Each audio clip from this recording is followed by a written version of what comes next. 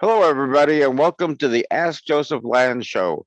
My name is Tom Warmer, and I'm here, and I am a friend and business partner in the past, present, and future with Mr. Joseph Land, and gonna kind of direct the questions here a little bit to get some conversation going here. And we're going to talk about both Joe's and my favorite subject, which is starting businesses and what to look for and what to look out for, and how to find the right mentor and the right people to get you the information you need.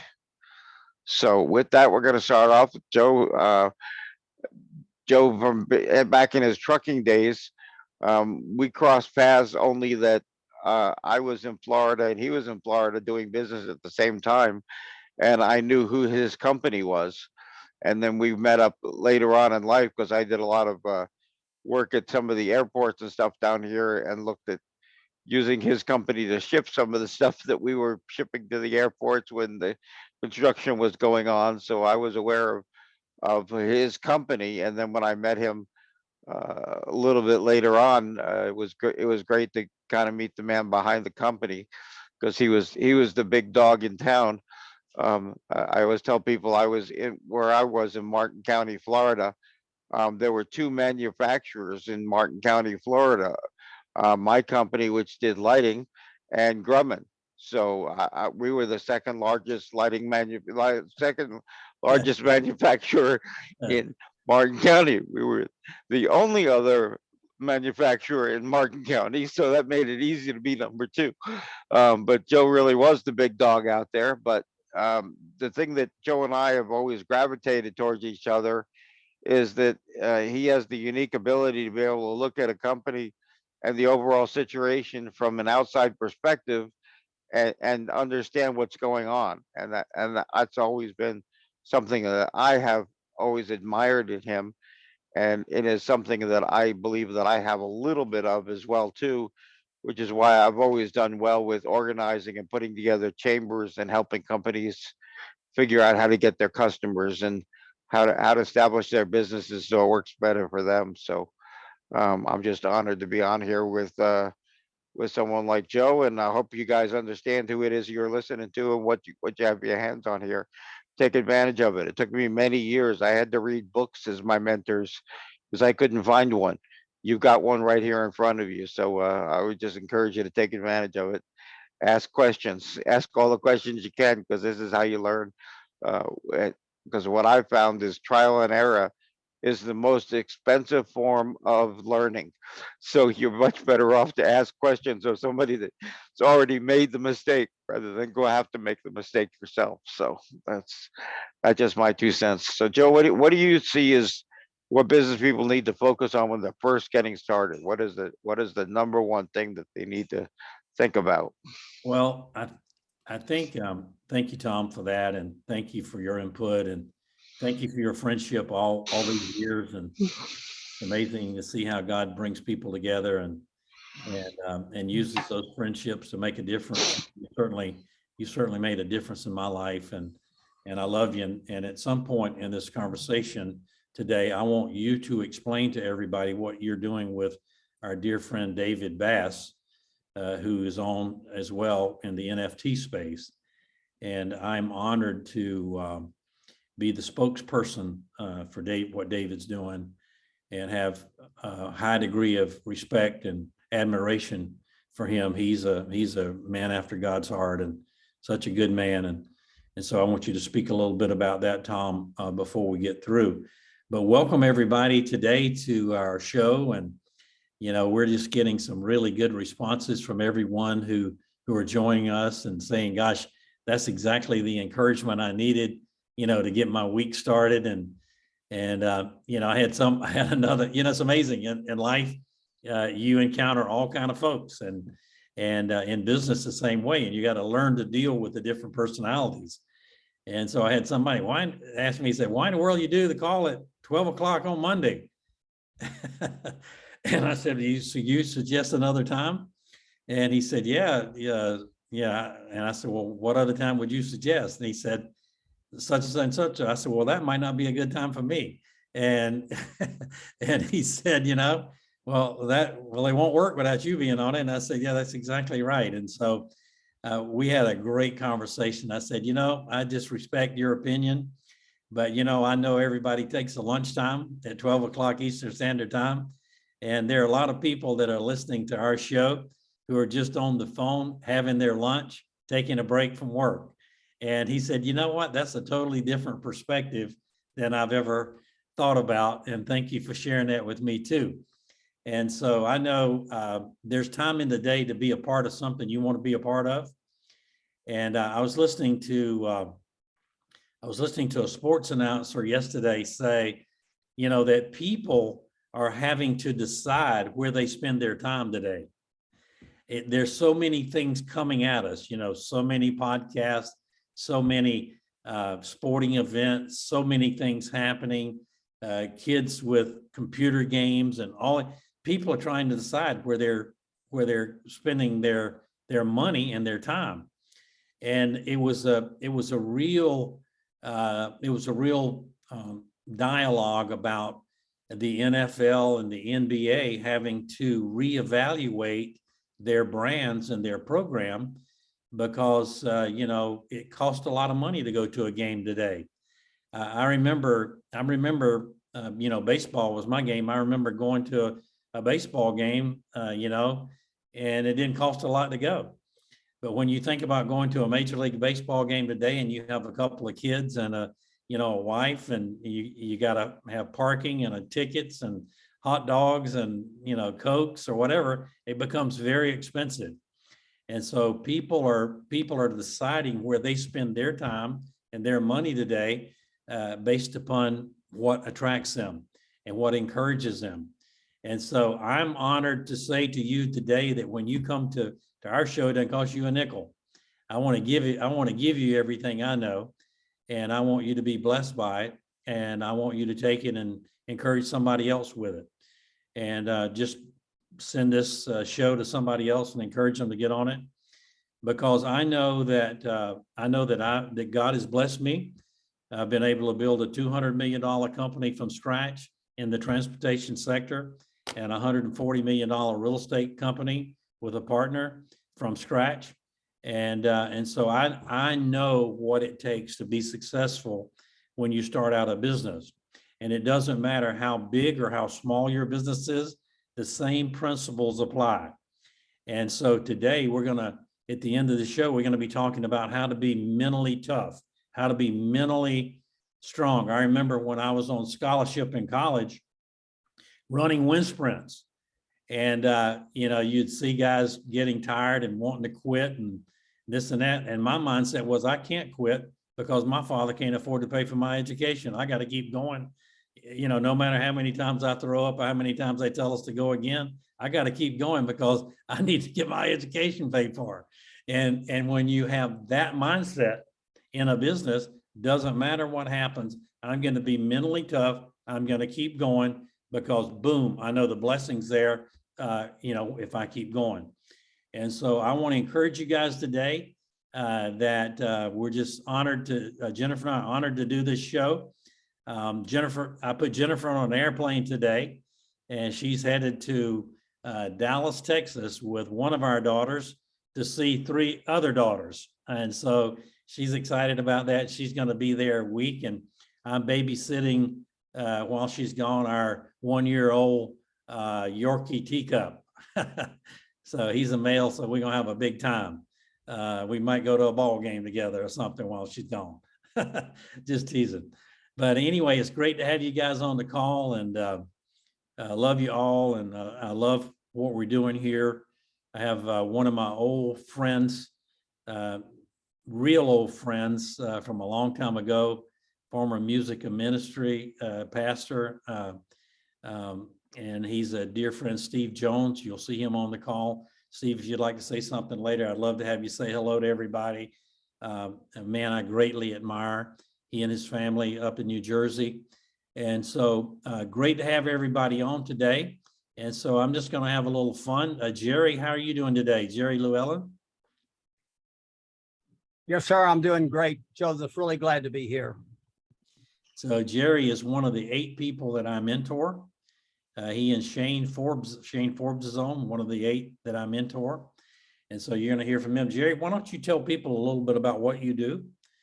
I think Jerry really has a mastery of looking at a business and figuring out how it should operate. It's like when you put him inside, I'm so excited about this guy. When you put him inside a company, it's like throwing Brer Rabbit in the briar patch. That's the only way I can describe it, because he has eyes that see, and he sees things that sometimes when you're an entrepreneur and when you're fighting to build your dream, sometimes you can't see the forest for the trees. And sometimes you need a good friend or a good analyst like Jerry to look at your business and say, hey, did you think about this? I've always done that in my businesses. I've always brought somebody in from the outside that can see something and not willing to tell me what I want to think, right? What I want to hear. So Jerry, let's hear from you today. And I'm excited about you, brother. You're really making a difference in a lot of people's lives. Well, thank you so much, Joseph. I guess the simple way of saying, you could easily go to my website, businesswhisperer.com, and see the details. That's businesswhisperer.com.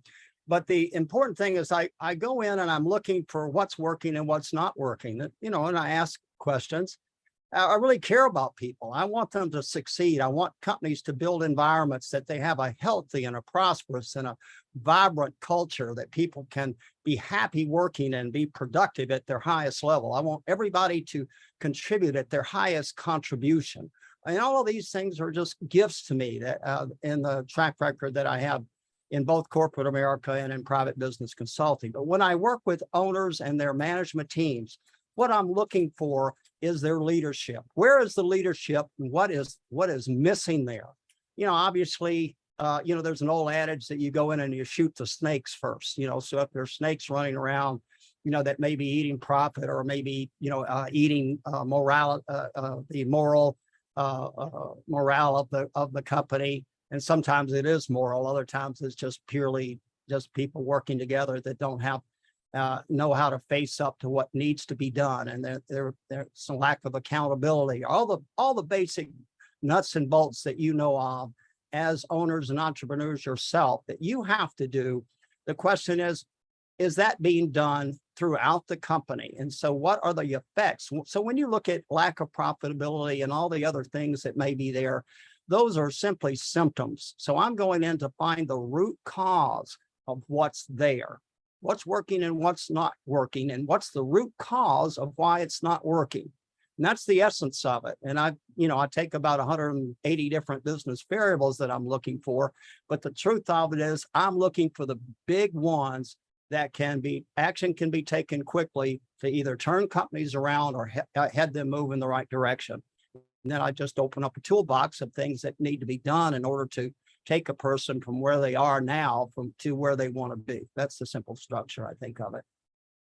Well, that's great. And Jerry, a lot of times when I work with entrepreneurs, they have a culture that they're having a problem overcoming. We've always done it this way. You might have always done it that way, but it's not working now. Things are ever evolving, in a business, and we need to think outside the box, and we need to embrace. I want you to hear this word. We need to embrace what's evolving in technology and all of those things, and use it to the benefit of our companies, as opposed to being told by people who are not willing to be uncomfortable and within the organization because something is different, so that the company can prosper and go forward. A lot of times you see this in a company, and the owner is afraid to make a tough decision, right?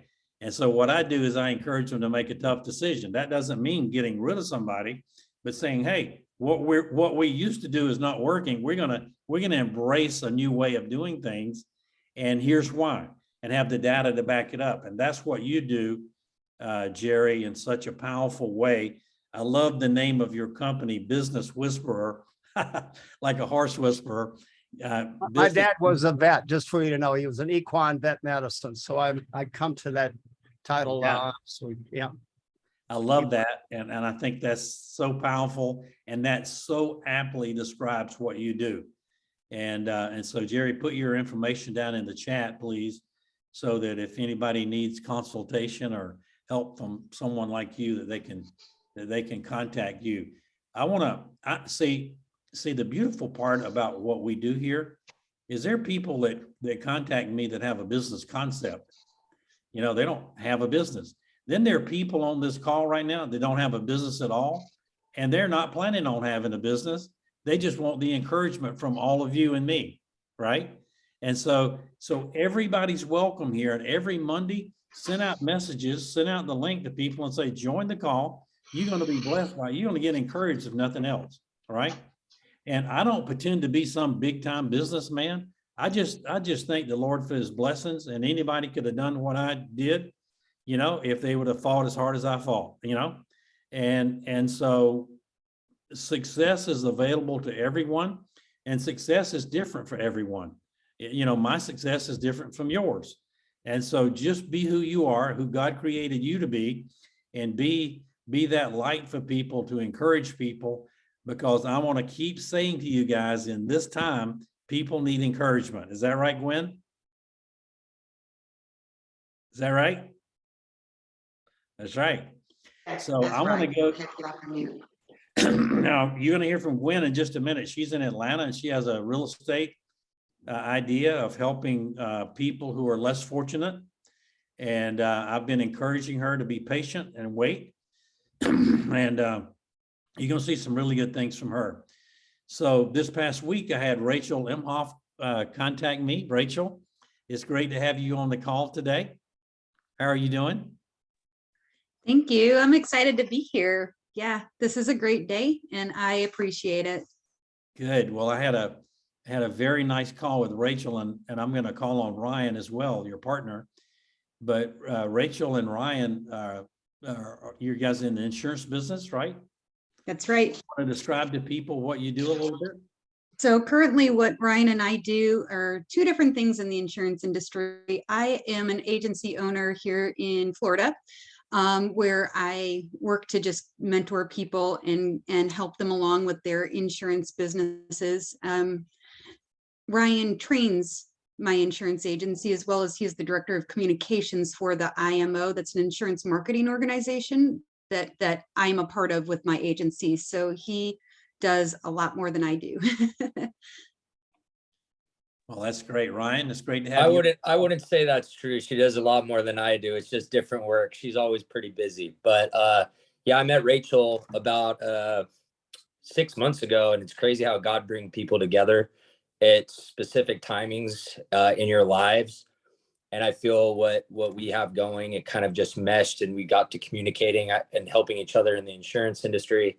And then it just came to fruition in terms of having the idea of what we're trying to do. So we're trying to put together a business plan. We have some great ideas, and you know, it's good to be on a call where we can get some mentorship and some advice.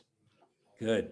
Well, I'm impressed with you, Ryan, and I'm impressed with what you're doing, and I look forward to helping you and Rachel as your business plan evolves. And anything I can do to help you guys, I'm going to be willing to do that. Rachel, let's talk a little bit about what you're thinking about doing, you and Ryan.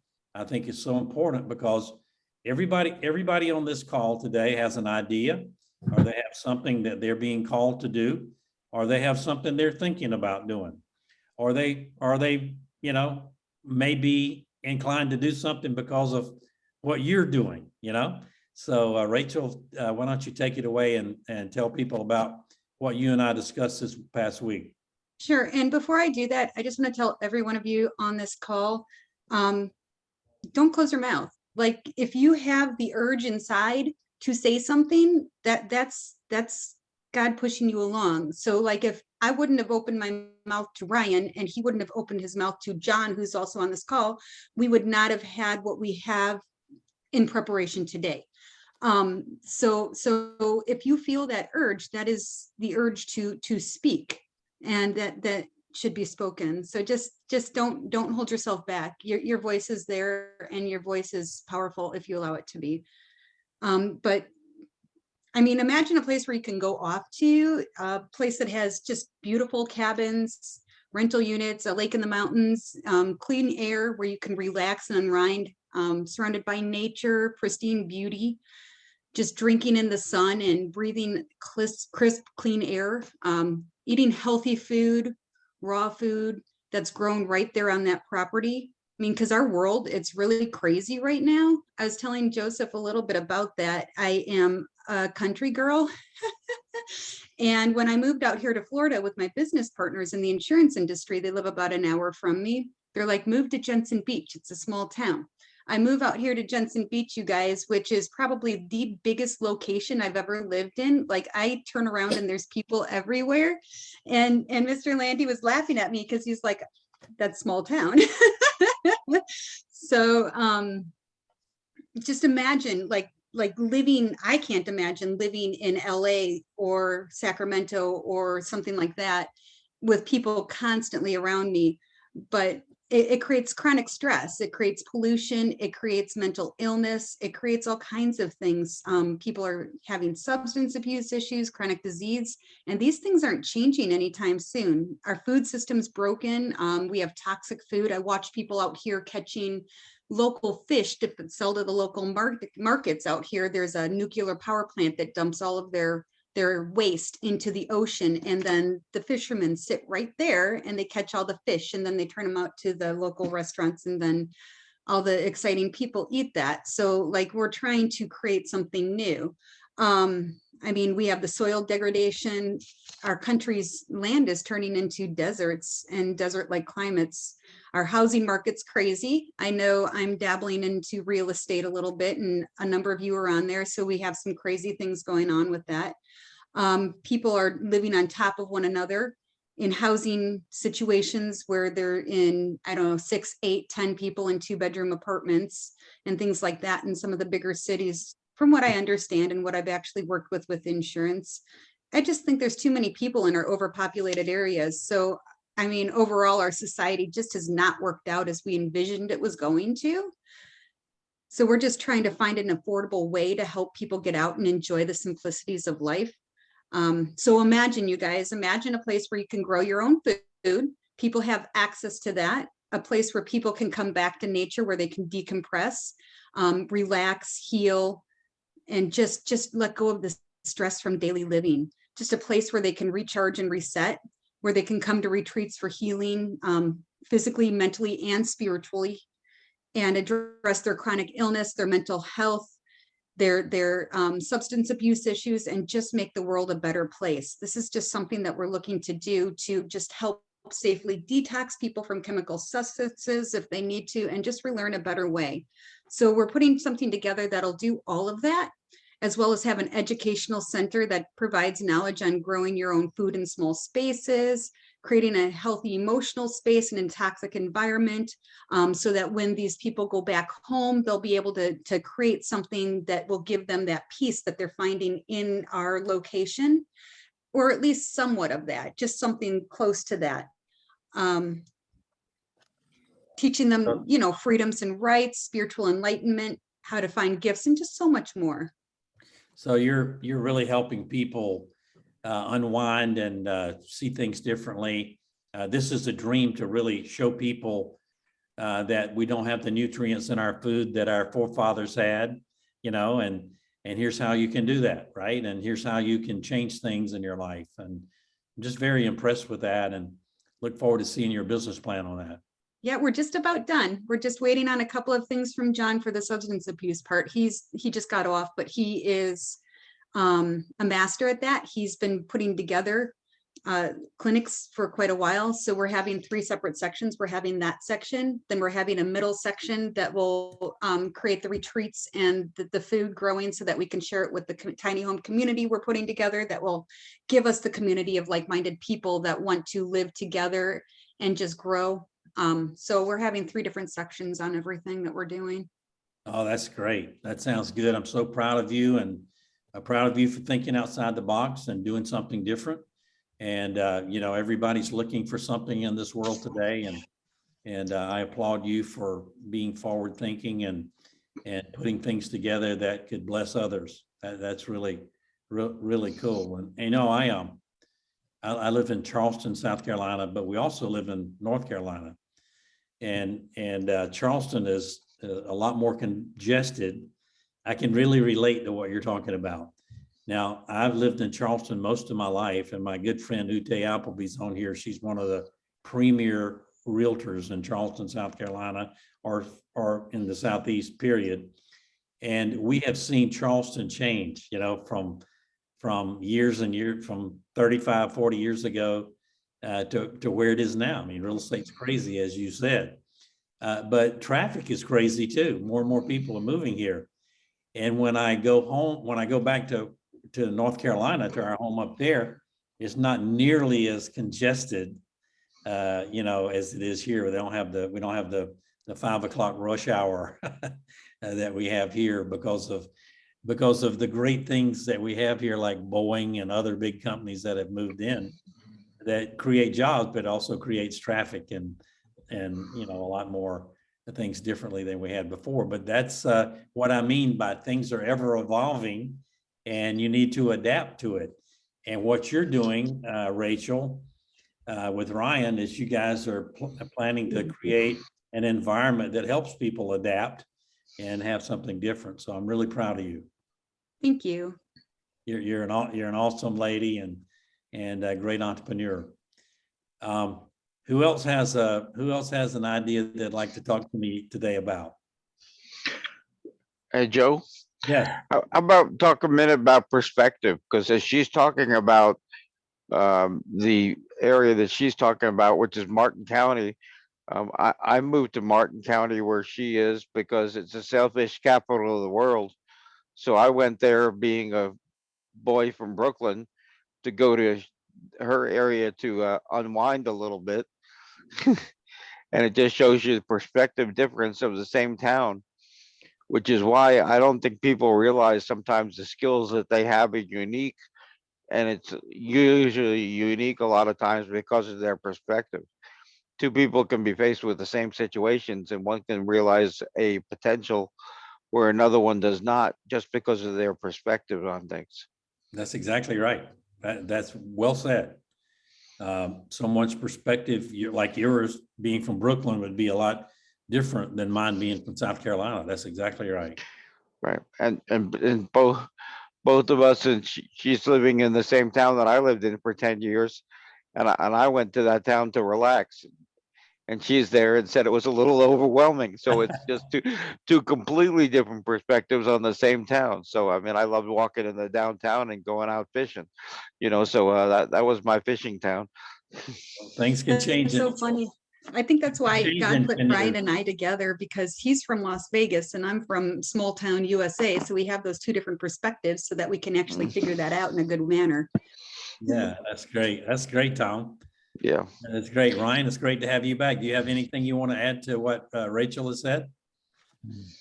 Yeah, well, obviously, we're talking about building an investment where investors can get an ROI, right? So, we saw the opportunity for the tiny house community, which I actually grew up in LA area, Huntington Beach, Orange County, if folks know that area. And I've always had a want and desire to move out into the mountains and just do my own thing and live off the land. I don't know why, just God keeps telling me to go out there.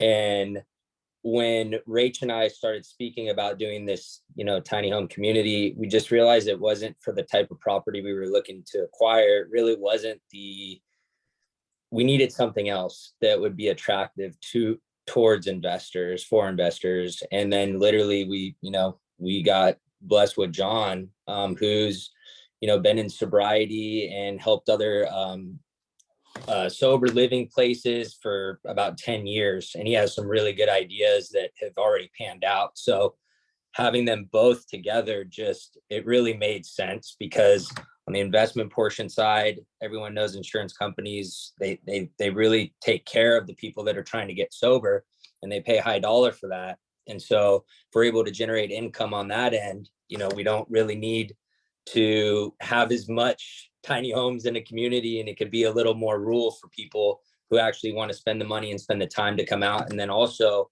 we're helping the people who are having addiction problems, and they can see this other side of life where, life's beautiful and they don't need drugs and alcohol, just to get by.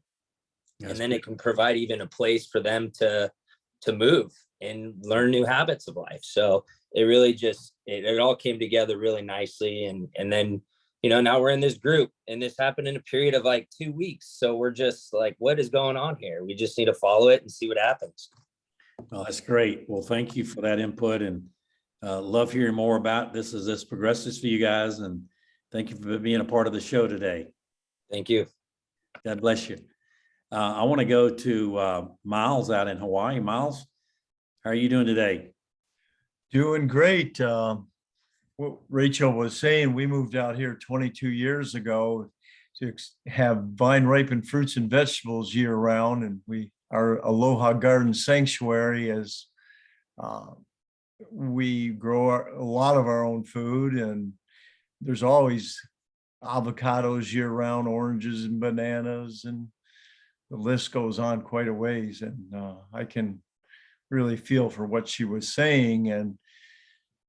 And yeah, I'm getting away from addiction. I've experienced it in my life, and it's just in getting more grounded, getting more in touch with the earth is so much better.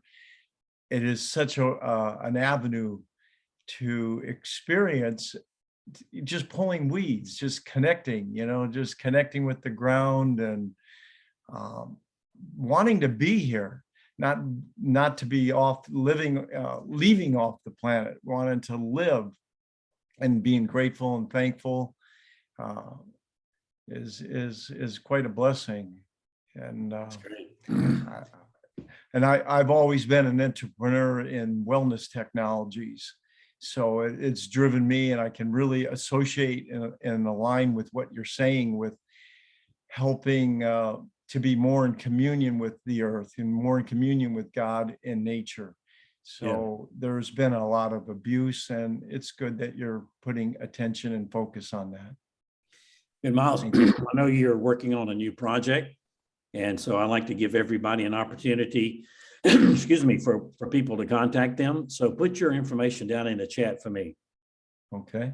And if you guys want to talk to Miles or Rachel, put your information in the chat as well if somebody wants more information from you. And Shane, welcome to the call today. Shane is one of the 8 people I mentor. Shane Forbes lives in Nantucket. She's an artist, musician, and she's a naturopathic medicine type person. She's been a real blessing in my life. And Shane, I'd like for you to say hello to everybody today.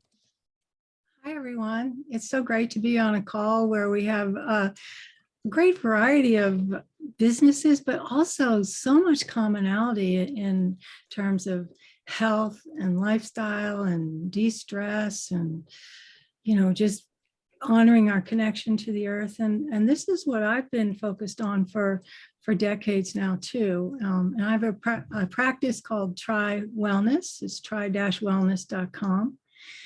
And I like to work one-on-one with people the most. And so where you guys, Rachel, and are more expanded, and you've got this huge vision, which is wonderful, along the same lines, I try to help people in a holistic way, whether it's live foods or how to grow these live foods indoors with an indoor garden, if that's what you can do.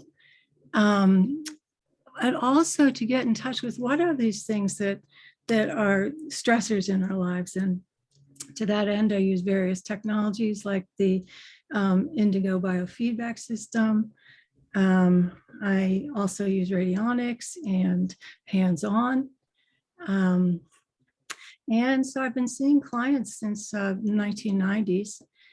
And I just keep adding to my different approaches because, like you were saying, Jerry, really try to get to the root causes. And that's what I love to do with people, to really, really not just like, what are the symptoms, but what are the underlying causes? And so then we're looking at diet, we're looking spirit, mind, and body, we're looking at toxic heavy metals, we're looking at geopathic stress. I mean, it's just this whole array of, as you were saying, Rachel, bombardment from the pollution in so many areas that sometimes it seems it seems like the impossible dream. But I'm so excited that you guys are taking that on and really going to make it happen, are making it happen. Anyway, so it's my greatest joy to help people to feel better, people who many times have tried all kinds of other modalities and they've gotten tired of not getting results from allopathic medicine. And so they're really ready to open up to different ways to feel better, to overcome chronic illness, to overcome those other things that are so endemic in our world, that just keep us from living in a healthy way, living the life that we came here to live and to live out our destiny. And it's my great honor and blessing and joy to be able to help people realize their goals in these areas. Thank you. Thank you, Shane. A lot of times, guys, you're going to hear me talk about these two things: eyes that see, eyes that really see, and ears that really hear. And you develop that as you become closer in your spiritual walk. But I'll never forget the first conversation I had with Shane Forbes. We had just a beautiful conversation about health and wellness and these kind of things, and that the body's a miracle and that's how God intended it. And then right toward the end of the call, she says, "You're having problems with your knee, is that right?" And I said, "Oh my gosh, how did you know that?" And then she said, "It's your right knee." I said, "Oh my gosh, how did you know that?" And from that point on, she can't get rid of me. But anyway, she has helped me so much in my life. And Shane, I want to thank you for that. And just different things that I'm learning from you has really benefited our family. And I want you to put your information in the chat as well, so people can contact you. And thank you for saying a few words today and being on today. Thank you, everyone. Thank you for being here. Good. Estee, I want to say good morning and hello to you, or good afternoon. And you and I had a beautiful conversation this past week.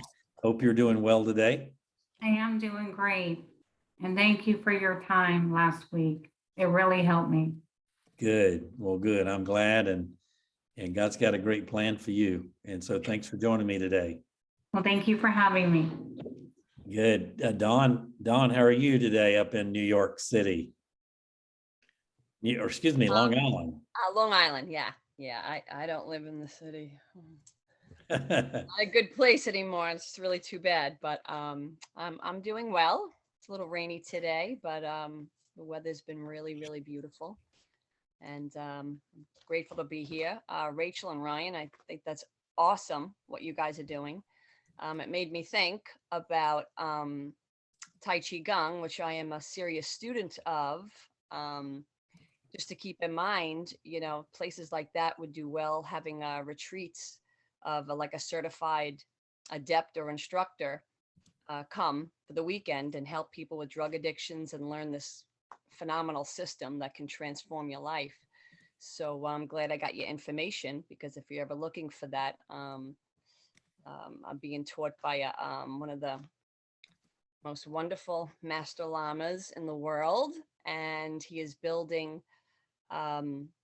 he has what's called the Circle of Life, and he's teaching serious students how to become adepts and instructors and healers, and it's going to be the way of the future. So it just made me think of that. So that's great. Yeah. Well, thank you for that. And Dawn has got a special invention that she's working on with shoes. And I think it's just brilliant. And I'm so excited for you. And I always like to hear your progress and how you're doing with that. And so maybe next Monday, you can tell everybody how you're doing with your shoe business. Sounds good. Sounds good. Steve Jones, I'd like to say hello to you today. I've known this friend I've known for 30 years, 25, 30 years.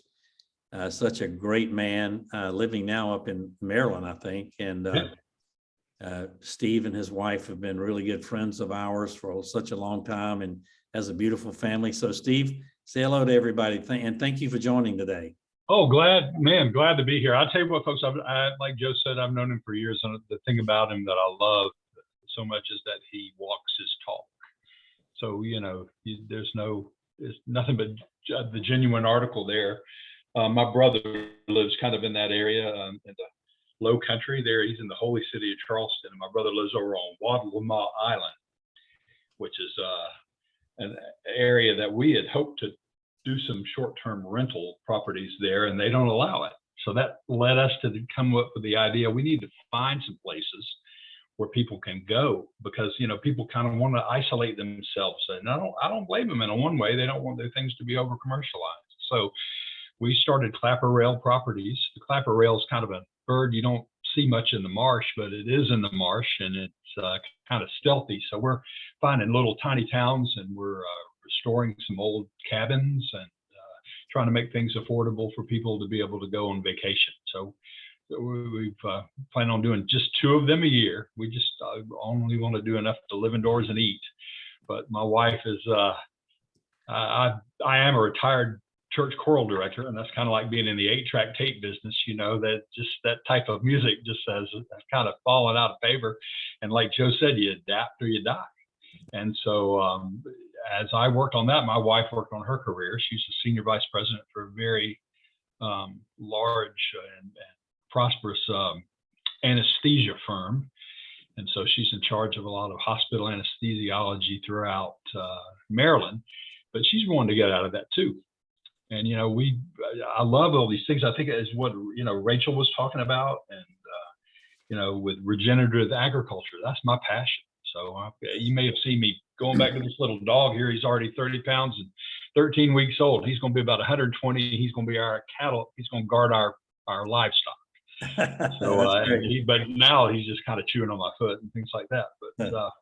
But we do the Back to Eden gardens and that we have, and love that. But I got on here today because I am making calls all the time, trying to find properties. And when I do, I'm trying to find the ugliest of the ugly that we can turn into something nice. And it's a lonely place. So a Monday huddle, I think, is good for all of us, to get with some people that are going to, oh, man, you're not alone out there. So I'm excited to be here. I saw Joe on Facebook, and I saw what's going on with my old friend, and I'm delighted to be here. And that's back to you, buddy. Thank you so much, Steve. That's fascinating. I look forward to talking to you more about that. And thank you for joining us today. Thank you. What a great contribution you are to the show. Thank you for being here.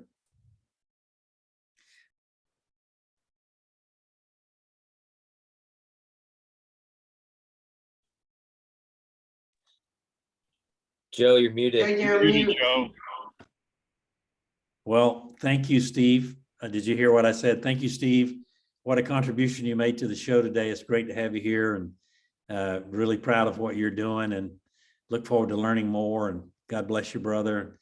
Great to have everybody on this call today. I'm going to ask, just kind of open it up. Anybody have any questions that they want to ask, or anybody I didn't call on? I can't call on everybody every time, but I try to get around to everybody. But or if there are any questions I need to answer for you, feel free to ask me right now. And then I'm going to get into what I think are 5 habits that we need to create to be mentally strong. 5 habits we need to create to be mentally strong. So any other comments, Tom Armour?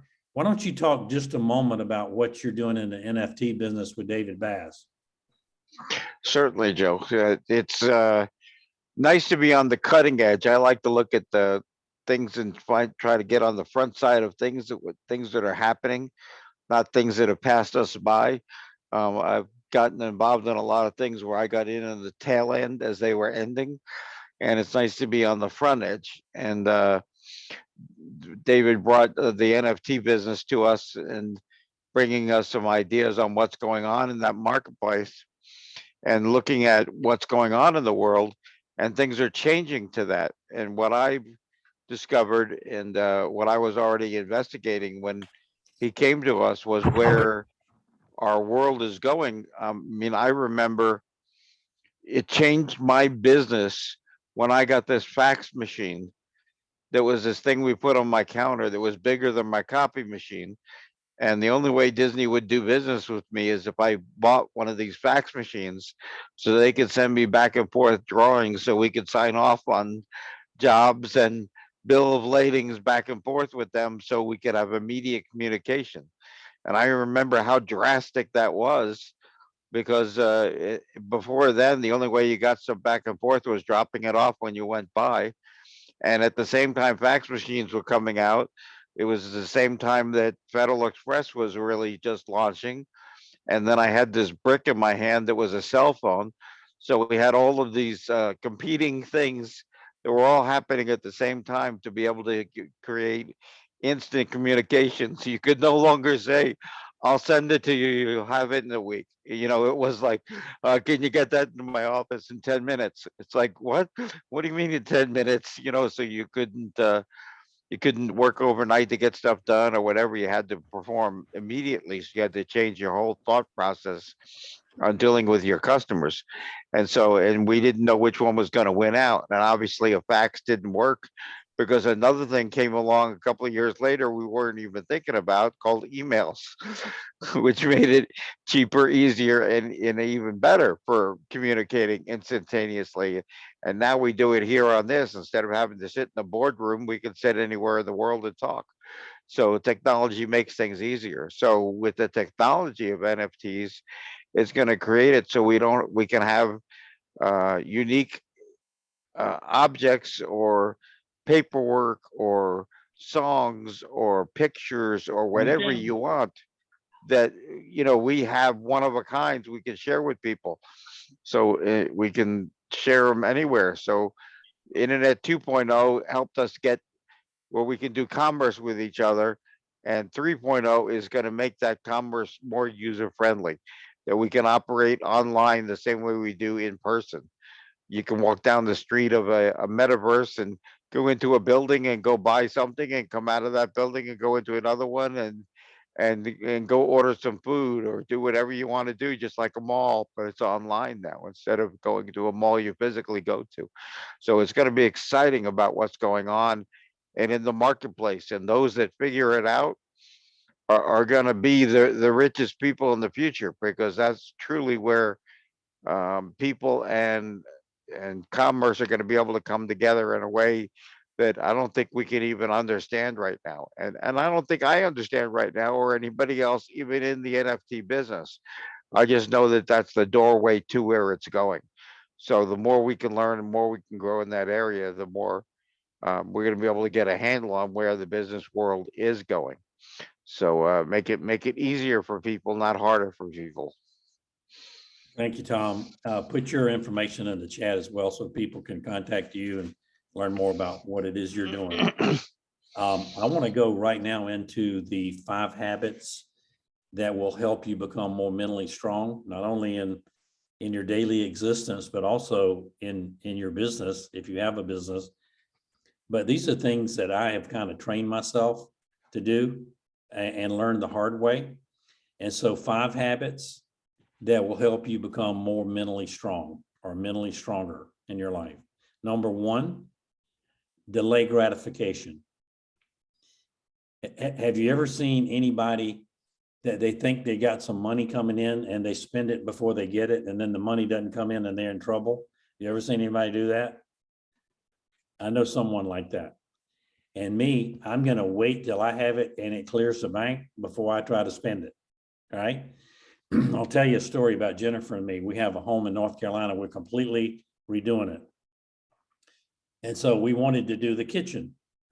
And we're very particular about how we do things with debt. And so we wanted to do the kitchen, and we wouldn't do it until we'd saved enough money to do it. That's a novel idea, isn't it?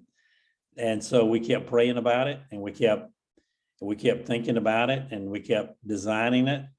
And you realize the end result, the end the end design was half as expensive as the original design, and it was nicer. See, when you sometimes delay and think things over and delay that gratification of having that kitchen that cost X amount of dollars when you could really have it for less than X, and it could even be better, then that's the result you get. And so I always like to delay the gratification. And let me tell you what, I drive a 2014 Mercedes, a diesel engine I bought brand new, and it's pristine. I could go out right now. They're hounding me every month, wanting me to buy a new electric Mercedes car. And I'm saying, no, I don't want one, right? Because I think, sometimes I think buying a new automobile could be a bad investment because it's a depreciating asset. And so I'm gonna delay my short-term pleasure to prioritize a long-term result. Does that make sense for you guys? So you wanna sometimes delay your short-term pleasure for prioritizing a more longer-term return on your investment.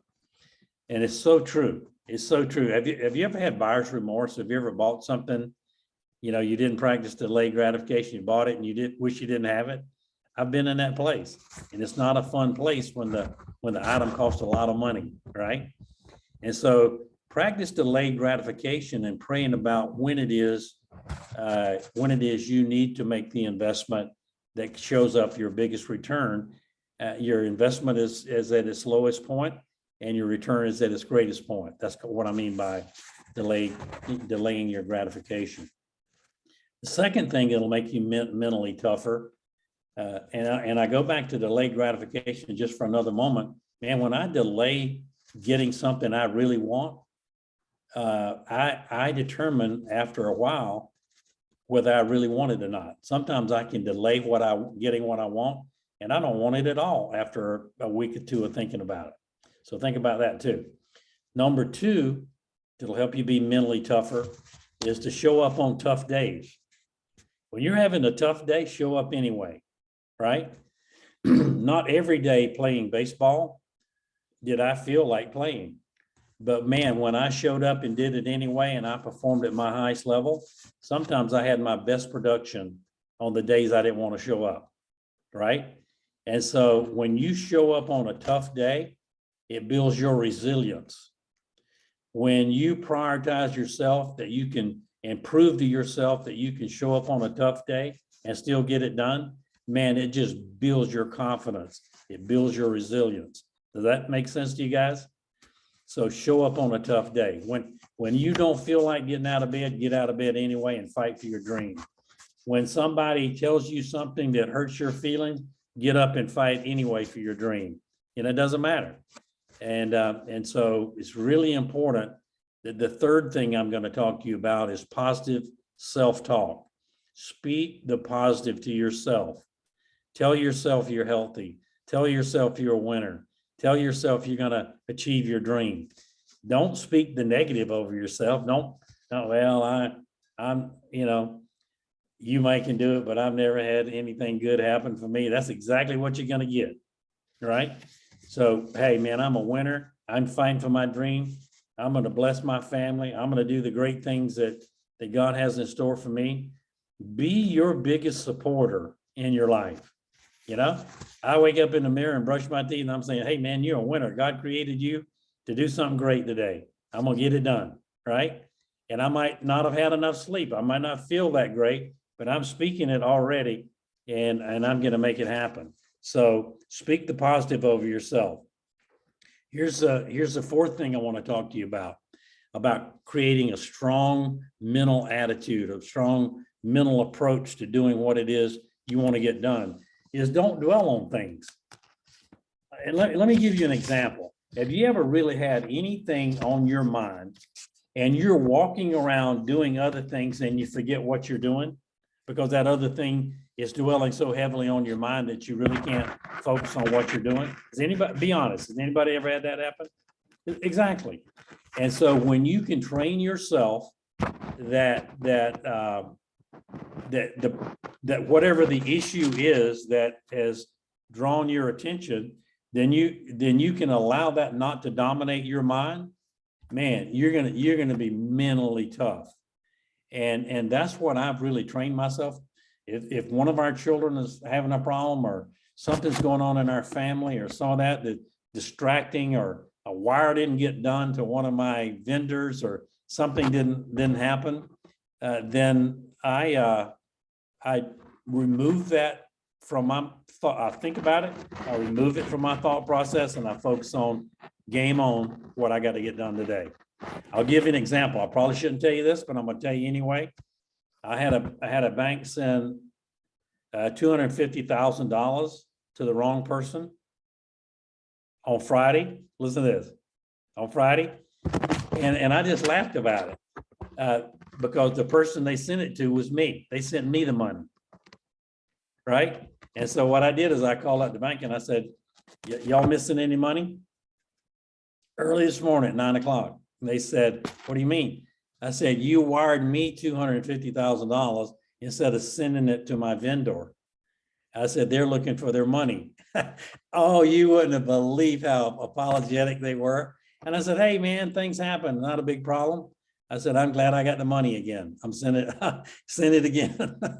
It was so funny. It was so funny, but to see their reaction, all of a sudden they became mentally unstrong. And I was giving them a way out. Hey man, I know things happen. Everybody makes a mistake. I'm just glad you sent it to me. Right. And it was so cool to watch their reaction, because I knew I was going to be talking to you today about not dwelling on things that you can't control. You know, focus on what's within your ability to control, and then take action on that ASAP. Focus on what you can do something about and take action on it now, right? Does that make sense? All right, here's the fifth thing that'll make you mentally strong. Don't take things personally. Don't take things personally. You know, seek to understand that other person's point of view. It's like the guy criticizing me for doing this call at noontime on Monday. I just sought to understand where he was coming from. I didn't take it personally. You know, if he can't join the call, fine. He can listen to the recording or not listen at all. Doesn't faze me, right? Because I'm not in charge of this. You know, I'm following the leading of my heart and the spirit on my life. And so when somebody says something to you that hurts your feelings, don't take it personally. They don't mean anything by it, you know, and they don't have the knowledge and skill set that you have. So seek to understand another person's viewpoint and use their viewpoint to form a stronger relationship with that person. Now I'm gonna go back, hold on, this is key. I'm gonna go back to that person who was criticizing me for having this call at noontime on Monday. So once I listened to their viewpoint and said, you know, I never thought about it that way, but here's what I think. Here's my opinion on that. Do you mind if I interject my opinion? And I asked for permission to even give my own opinion. And once I did, the guy said, well, you know, I never thought about it that way. Gosh, that's great. You know, yeah, people can take their lunch break and listen to your call. People can get a refreshing break away from doing what they're doing. And so when you can not take things personally and you can meet people where they are, and you're confident in that, man, you're mentally strong. You are mentally strong. And I like to say, this is an old saying. I heard my mother used to say, don't let anybody, you know how the little sucker used to have red on the outside and on the inside it was chocolate, right? And my mom would always say, don't let anybody lick the red off of your candy. In other words, there's nothing that anybody can say to you, Joseph, to keep you from accomplishing the dream that God has put in your heart and the way he's laid it out for you to accomplish it. You just keep going. You be mentally strong. You show up on the toughest day and you perform at your best, and everything else will take care of itself. And I'll never forget my mother telling me that. And that's what I've always adhered to. And so I hope these 5 habits of helping you become mentally strong have been helpful for you today and have spurred you on to think some of the things that I've thought. Delay gratification, show up on tough days, positive self-talk, don't dwell on things that are bothering you, and don't take things personal. So that's my word for you today. Anybody got any comments on any of that? Yeah, I got something real quick, Joe. I've had the honor of knowing Joseph for over 30 years, and we've been several different businesses together. I just thank you so much for bringing all this community together in so many different areas, unrelated. Because it's always, when you get somebody else that doesn't know anything about your business and you're talking about it, they come up with ideas that you would never think of yourself, outside the box and stuff. So bringing so many unique people together like this is just phenomenal. It's a blessing. But just a quick thing on the metaverse. I just saw an article the other day. Walmart has got video shopping metaverse that's going on now. And I just reading an article before you came on here. Forbes says that the live stream market shopping is going to be over a $500 billion business in 22. So this is not something that's down the road. This is something that's happening now time. But I just thank you so much for bringing all the unique people together to share their ideas and concepts. And it just, it's an awakening on so many different levels. Thank you so much, Joe. Thank you, Tom. I want to say one more thing to you guys to encourage you about just what he just said. Things are going to evolve. Things are going to change. You heard my friend Steve say about things changing. The other thing is, I remember my father who never had anything and always worked in a textile mill and had a 5th grade education. You know, he worked very hard to do what he knew how to do. If he knew today that we had fax machines or cell phones or any of that stuff, he would probably roll over in his grave, because technology is so vastly different than when he was in the workforce than what it is today. And just think about what it is in the last 20 years of your life and what it's going to be in the next 20. So just think about that. That's my parting thought for you to think about today. Things are evolving. We need to embrace the enhancements that are being made and make them better. When you have an idea that makes something better, that serves people better, you're going to make a lot of money. Just think about one company that did that, Uber, Airbnb. When you have an idea that serves people and it's disruptive in the way things are being done presently, you're going to be a game changer. So a lot of you have great ideas. So thanks for joining me today. I want you to hang on now. I'm going to conclude the show, but I want you to hang on one more minute.